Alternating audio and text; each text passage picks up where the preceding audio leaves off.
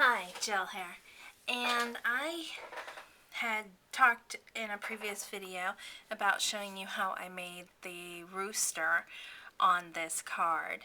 I've also had a few requests for it, so here it is.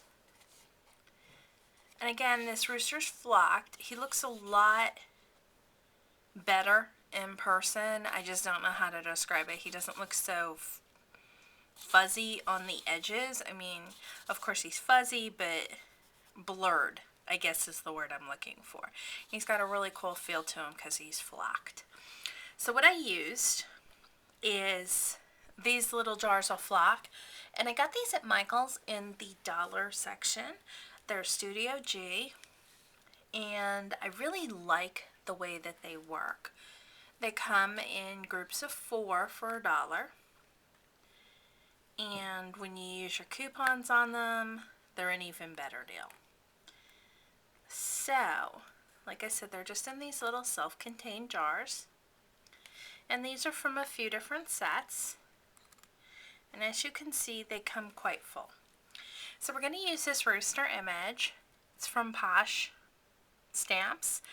Unfortunately, this entire line of stamps has been discontinued.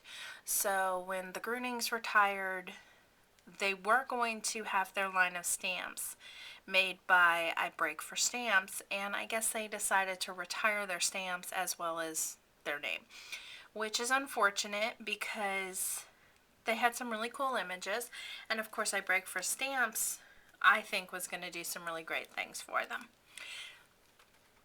But I had promised to show the rooster, so I'm going to. Now it's a bold stamp with some fine line detail. I had discussed in another video that I like the Martha Stewart glue pad. As you can see, mine is well used. It comes with a refill. And there is a newer version of this pad that they sell at Michael's with a bigger refill. Or it looks bigger. I got these at TJ Maxx, $2 for the pad and the re-inker. I'm on a new re-inker on the same pad. But those blank pads are really great to use for other things. So if you want some pointers on just the pad itself, go ahead and watch that video. So you're just going to ink the stamp up with the glue like you'd ink up any stamp. Sorry about that. And just stamp it down. Now with the regular flocking, you would just go ahead and put the flocking over this, rub off the excess, and away you go. This we're going to use a few different colors. So there's a few things to it. One is once you use the flocking, you're going to be contaminating the colors. So you're just going to be throwing it away. So I don't use as much as I normally would because normally, you have the idea that you're going to put it back. So I just take that little bit of flocking and spread it out where I want it. And see how it's sticking beautifully to that glue pad. Okay, so I don't want a lot. Because again, I'll just be throwing it out, right? So there's the tail. And I'm really good at knocking stuff over. So I tend to put tops back on. I knock everything over and I bump into everything. Those of you that know me personally know this. Okay, so there's the bright red. That one I'm closing tightly because we are not using that one again. We're going to use the dark red back on the face again. Here's the brown. See how tightly that's packed in there? And I just rub it in. And as with the technique I showed you in the other video, I like to go in a circular motion. I first tap like that, and then I go circular to get coverage. Probably a little heavy on the brown, but that's okay. And then just a little bit of the teal. Gives a nice pop to this image. And then you can rub some in over the brown. You don't get a lot, but just a little's kind of cool. So there's that. And then lastly is his face. This one's not quite as fuzzy as the other one. Again, blurred is the word I'm looking for. It could be in the way I inked the pad. It might have had a little more glue on it. Okay, so you're going to let that sit for a little bit, and then you'll come back with a brush or your fingers and just rub really hard to get any excess off. And then on this one, I just put a gold eye on it, and I flocked the background, and again, it's really hard to see. And this we're going to throw away, all that extra. So see how cool that's going to be once we add the accent of his eye and once this dries. So see, some of these little extra pieces are going to come off.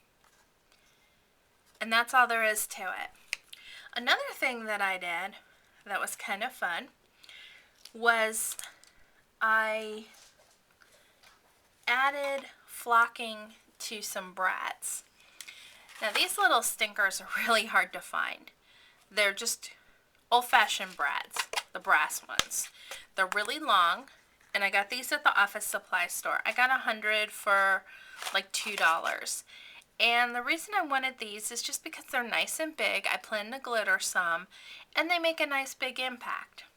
So all I do with this one, let me move my Rooster aside. He's kind of creepy without an eye. So I'm going to take my brad, and what I did was I took my Sharpie pen and I colored it black, and I got all around the edges and the top. I'm going to cut this down with my Tim Holtz scissors when I'm ready to use it to make that shank a little shorter. And now I'm just going to dip it on the glue pad and then cover some of those edges.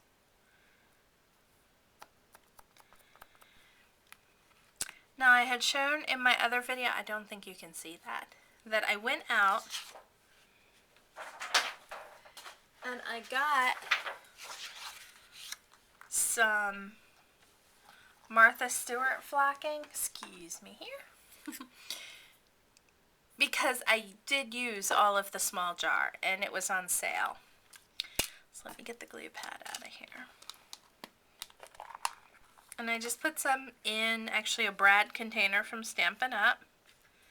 And all you do is kind of swirl it around in there. Hopefully you don't do that. And then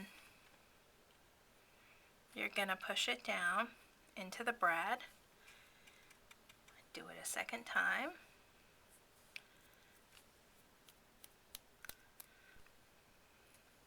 Push it into the brad. And now you have furry fingers and a furry brad.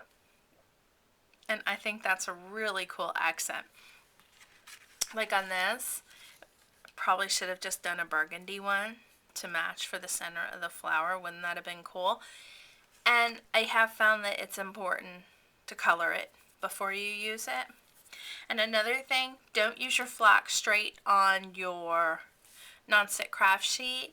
It picks up a lot of static electricity, and I have found that it ends up being a lot more wasteful that way. So whatever you get on this pad, you end up having to pretty much wipe away. And with your glue pad, always be sure to keep both lids, because there's an inner lid and an outer lid, just like on a StazOn pad. So be sure to keep both of them tightly shut, and you won't have any problems. So there you go. There's another tutorial on flocking. I hope you enjoyed that, and I hope it answers any questions about the Rooster. And my next video, I'll be showing how I did the coffee filter flower, which is a take on Donna's, who's 123 Card Maker. It's a take on her version of the coffee filter flowers. So be on the lookout for that. As usual, thanks for stopping by and have a great day.